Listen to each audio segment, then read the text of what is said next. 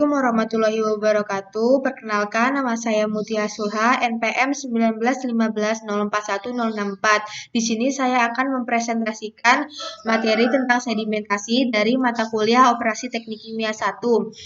Di sini saya akan membahas dua bahasan, yaitu prinsip dan mekanisme sedimentasi. Yang pertama itu prinsip sedimentasi. Prinsip itu berkaitan dengan pengertian dari sedimentasi tersebut, yaitu proses pengendapan partikel-partikel padat dari dalam fluida secara gravitasi, sehingga diperoleh zona yang lebih bebas partikel dan zona-zona yang mengandung partikel dengan konsentrasi tertentu. Selanjutnya, prinsip dari sedimentasi, prinsip itu pemisahan bagian padat dengan memanfaatkan gaya gravitasi, sehingga bagian yang padat berada di dasar kolam pengendapan, sedangkan air di bagian atas. Kemudian hasil akhir dari proses sedimentasi itu dia memiliki cairan bening atau disebut dengan zona A yang berada di bagian atas dan seluri atau zona D itu di bagian bawah dengan konsentrasi yang lebih cepat. Selanjutnya yaitu mekanisme sedimentasi.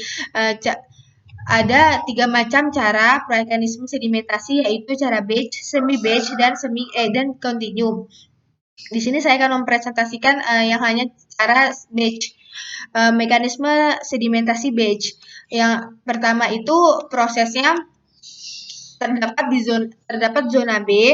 Di sini terdapat zona B, yaitu uniform concentration atau konsentrasi seragam. Dia memiliki ketinggian interface atau disebut dengan Z1. Keterangannya itu awal terjadi pengendapan pada zona ini seluruh partikel akan mengendap secara bebas dalam suatu suspens tertentu pada zona B. Proses selanjutnya yaitu ada zona B, A, B, C, dan D. Sudah terbentuk zona A, C, dan D.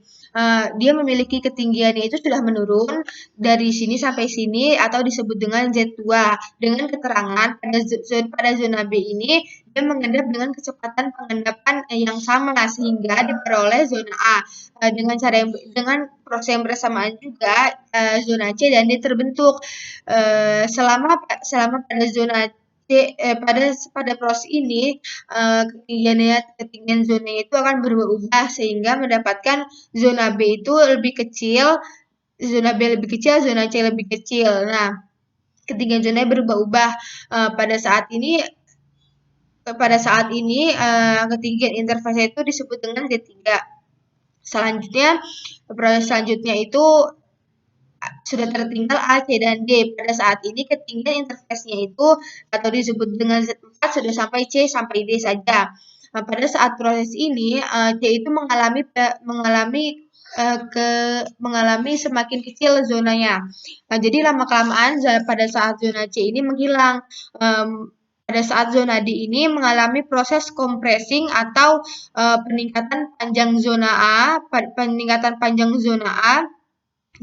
dan zona D. Keterangannya yaitu zona A dan zona D ini sudah terbentuk atau disebut dengan critical point. Pada saat zona A dan zona D ini terbentuk, itu liquid zona D itu akan menuju ke atas, akan ke zona A. Dan pola penurunan pada zona D itu diiringi dengan naiknya konsentrasi padatan solid pada zona D. Nah,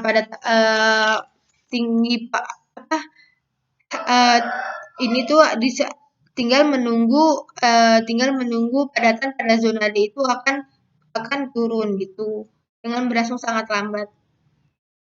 Itu saja yang dapat saya sampaikan. Saya akhiri. Wassalamualaikum warahmatullahi wabarakatuh.